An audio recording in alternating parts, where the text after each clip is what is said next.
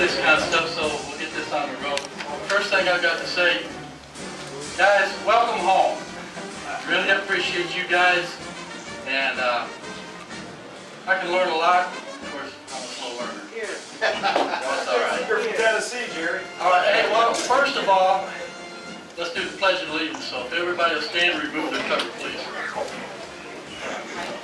If anybody wants to start, just jump right out there, because I'm slow at this. Pledge allegiance to the flag Let's give us a of America and to the republic for which it stands, one nation, under God, indivisible, with liberty and justice for all. Mr. Cadwell, would you And please then lead they us say in prayer? two. Now, Father, thank you today for this time together. Thank you for our brothers and sisters that are gathered here. We ask you, Lord, to just bless this together and to have your way in each life, in each heart today, Lord. Thank you for this this precious moment, Lord. Bless us in special ways. We ask this in Jesus' name. Amen. Amen. Cowboy, if I might, What was that, Tom? can we just spend one moment to remember the folks No that problem. couldn't get A minute, moment of silence, please, for the for the folks that aren't here?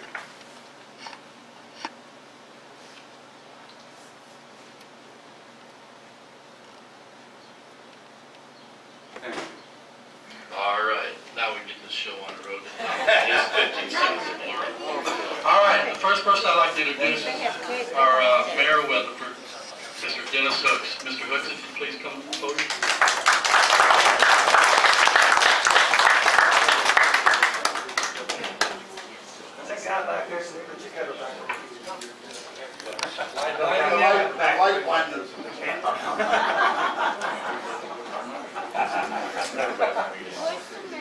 Gang, I'm here to welcome you to Weatherford, to welcome back home and welcome to my hometown of Weatherford, Texas. We're proud to have you here. Hope you've enjoyed your stay and will enjoy the rest of your stay while we're here. I have a proclamation to bring to you today. It's one I read Tuesday night at the council meeting, but if I could do it again with you, I'd appreciate it. It proclaims July the 12th, 2013 is Udorn Research Group Day in the city of Weatherford. My proclamation reads, whereas we recognize that the contributions and sacrifices of the men and women who have served in the armed forces have been vital to maintain the freedoms and the way of life enjoyed by the people of the United States. And whereas we acknowledge the many men and women that served in the armed forces of the United States in Udorn, Thailand Air Force Base during the Vietnam War of 1961 and 1976. Whereas those service members have reunited and formed an Udorn Research Group, and whereas between July 12th and 15th, 2013, they gather here in Weatherford, Texas for their annual reunion. Now, therefore, I, Dennis Hooks, Mayor of the City of Weatherford, do hereby proclaim July 12th, 2013 as Udorn Research Group Day in the City of Weatherford, and urge all citizens to welcome these service members and our family in our fair city and recognize them for their service and sacrifices. Gang, from me and from everybody in Weatherford, Texas, and in Texas, we appreciate what you've done, what you're doing now. And glad to have you here. Please enjoy our town, enjoy our Peach Festival. We have two claims. We have several claims to fame. Two of you know about so far. You're in the cutting horse capital of Texas, the cutting horse inn, and you're in the peach capital of Texas. So enjoy, and we appreciate you. Thank you much. Thank you. Thank you. We have been one on the capital before also, so we claim a lot of capitals in our place state. Well, everything's bigger in Texas. That is. Okay. Thank you, Mr. Hooks. Appreciate that. For recognizing us and for what we've done for our country, and I'm sure they really appreciate it, and we appreciate doing It it. is our honor for you, sir. Pruitt, folks, has wanted to introduce Mr. Bill Uren. And Bill Uren, for those that don't know, he's a retired USMC major. Yeah, give him a hand. He's service. Hey guys, it's a pleasure to be here.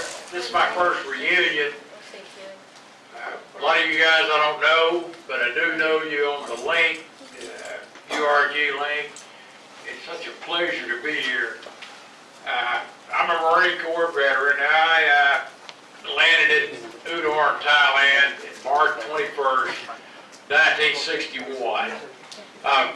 We were the first troops there. I know we were the first grunts there, that's for sure. tell the story first, and then I'll introduce Bill, but, we flew out on C-130 from Kadena Air Base. We had landed in Clark Field and refueled, and, flew on over to Udorn. I didn't know where the hell we were going, no one on the plane did.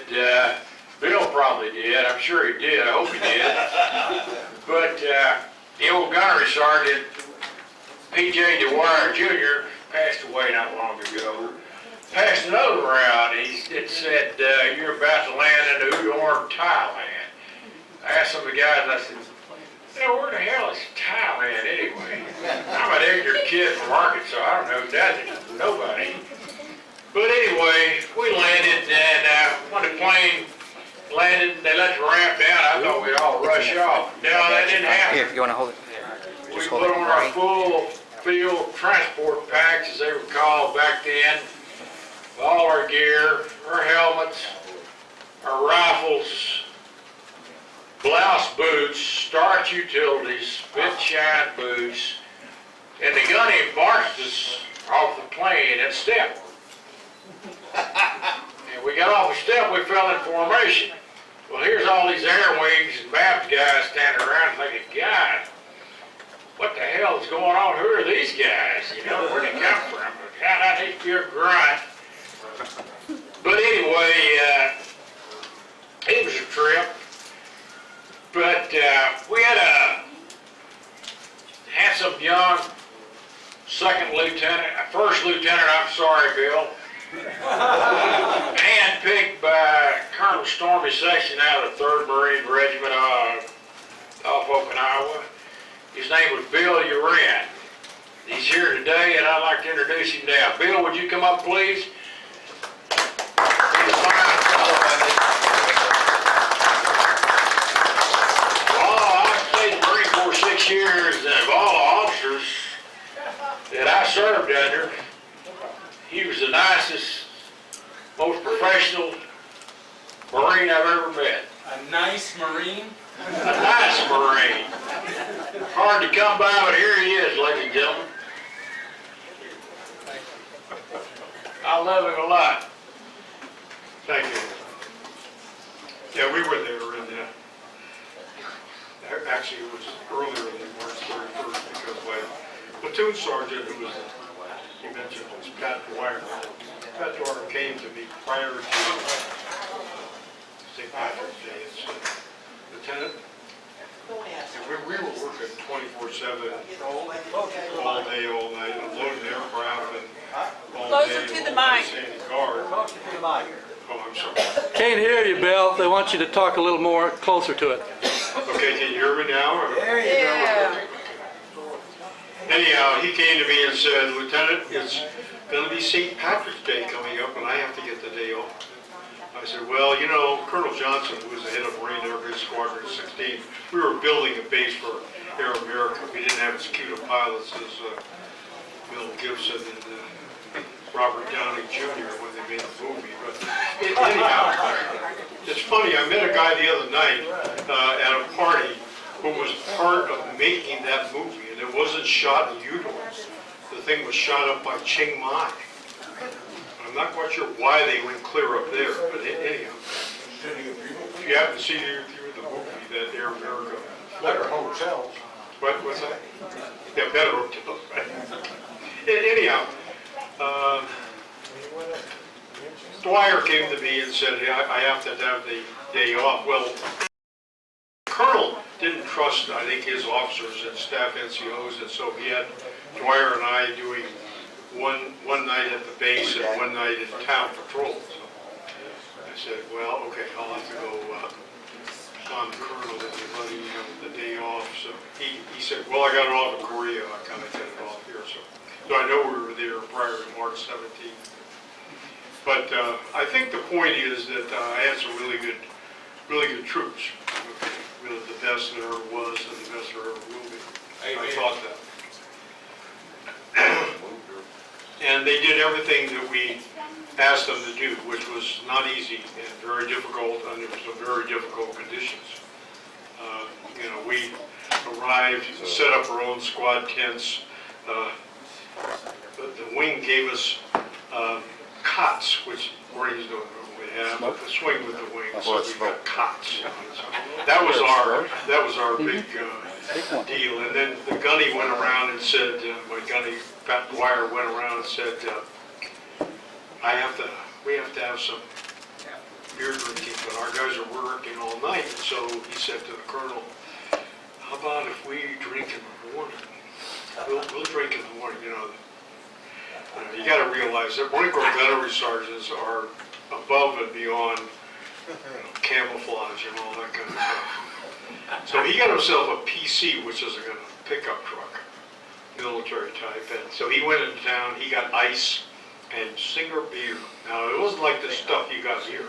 It was a big bottle stuff, and I think it came out of the sewer bank. I'm not sure where it came from, but the government had their fingers all over it, so you know it was messed up. But anyhow, and then we dug these earthen jugs. You remember that? Oh, yeah. And we put ice in it. So several times, I used to buy some Pepsis once in a while, because they had a Pepsi bottling plant. I thought I better buy something that's, you know, that you could live through drinking it. I had some beer too, but I also put some Pepsi down there. One time I put several times, in fact, I put a Pepsi down there. It was so cold down in this vat thing that we had that the Pepsi actually exploded in my hand. It came out with all I had was a bottle of ice. But these guys did an amazing job, and the guys that were there, the other Marines that were there, did an amazing job under very difficult circumstances. We were supposed to only be there for a couple of months, but they were there. We were there from February until sometime in October or November, because unfortunately Air America had pilots and we had airplanes, but they took these. We only had helicopters. They took this US-34s, and you could look at them and they painted something that was sprayed green, and they painted, you know, the Marines used to put MA Marines written on this.